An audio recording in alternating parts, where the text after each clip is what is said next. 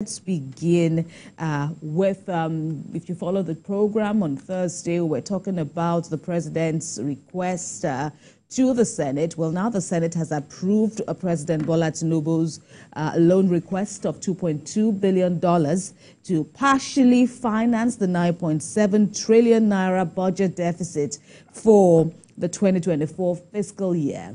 The resolution of the Senate followed its consideration of the report of the Senate Committee on Local and Foreign Debt and the approval of these recommendations by the Senate during plenary. Deputy Senate President Jibrin Barau commended the committee for its swift action and thorough examination of the loan request. We have details in this report. Chairman of the Committee on Local and Foreign Debt, Senator Aliu Wamako, submits findings of his committee before the upper legislative chamber. The committee was given only 24 hours to consider Mr. President's request for approval. The committee's findings reveals the funding plan for the loans will be through issuance of Eurobonds in the international capital market, debut sovereign stock in the international capital market, and bridge finance. Nigeria has raised $16.92 billion in the international market, with $15.12 billion outstanding. 2. The bridge financing option will be used only if market conditions delay the Eurobond issuance. What they had to do took them just 24 hours. This should have been something that would have taken longer time. They show sacrifice, you people show sacrifice for the interest of the country by working around the clock to make sure that you get everything done. And not only done, but properly done. In another development, the Senate has passed the Conference Committee's report on a bill to amend the National Drug Law Enforcement Agency Act. The contentious Clause 11, which prescribes death penalty for drug offenders, has been changed and now proposes a life sentence. The Conference Committee adopted the House version of life imprisonment rather than the Senate version of death sentence, against the backdrop of the fact that right now, Mr. President, distinguished senators, we have 52,901 people arrested for this crime between 2021 and now. 52,901. If the Senate version is adopted, that means all the 52,901 will be executed. Also following a motion by the Senate's Chief Whip, Senator Tahir Monguno, the Senate has also urged the Nigerian Armed Forces to establish armed camps at endangered local government areas in Borno State. TVC News, Abuja. Well, it's not exactly a surprise to many. Only yesterday, Ibrahim, we had an analyst, finance analyst, to speak to us about this issue of the president requesting from the Senate the loan of $2.2 billion.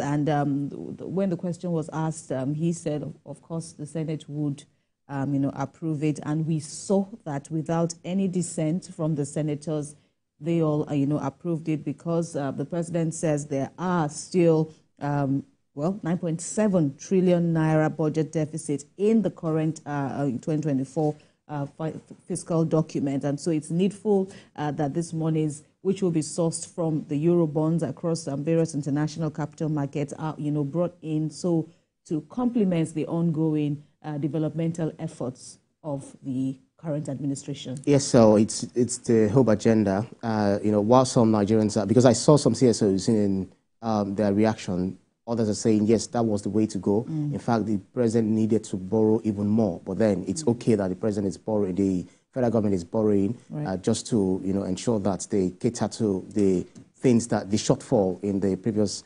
fiscal, let's say ongoing fiscal document, appropriation bill.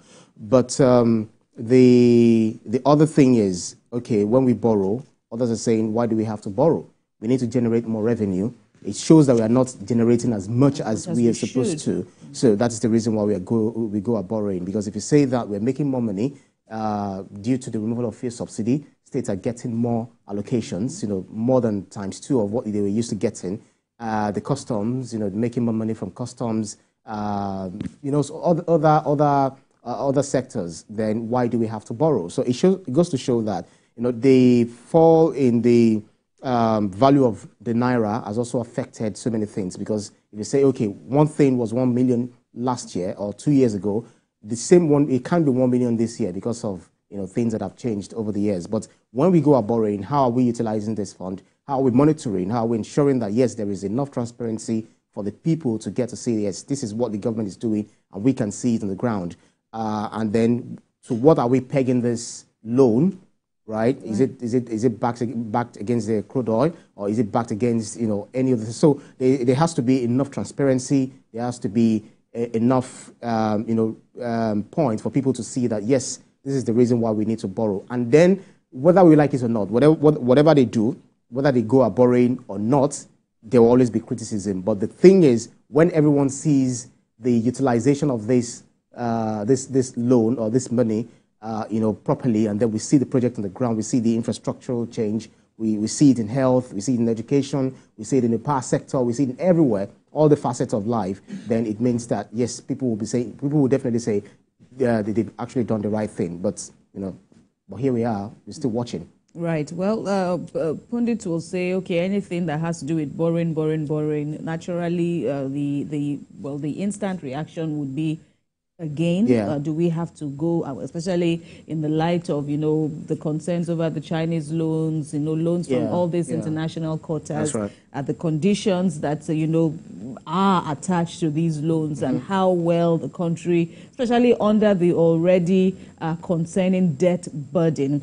But again, if you also want to be analytical, as you have, try to balance out your assessment of the situation. If you want to be analytical, these are, ongoing projects, and like was mentioned again yesterday in that interview with Olusegun Elemo, there are so many areas, critical areas, begging for attention at the same time. And so, all these things have already been factored into the current, budget 2024. And so the president is saying that, that's why this is coming now. And perhaps to also give fillip to what the president is asking for the Senate, that comprise of, personalities from various parties, also unanimously agreed to the loan request. Interestingly, the government is saying, that the issuance of the bonds or these funds are needed to complete ongoing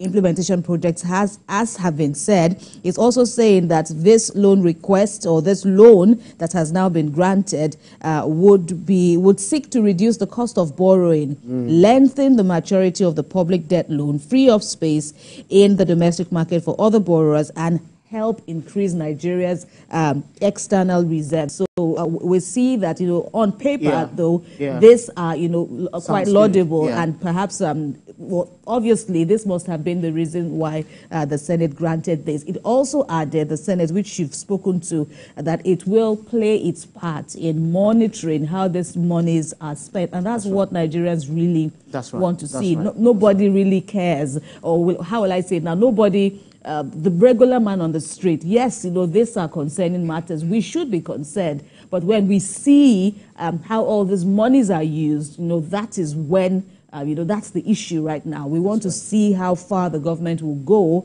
in its promises of renewed hope. We want to see mass development, across critical sectors in the country. And we hope that the current administration will do just that.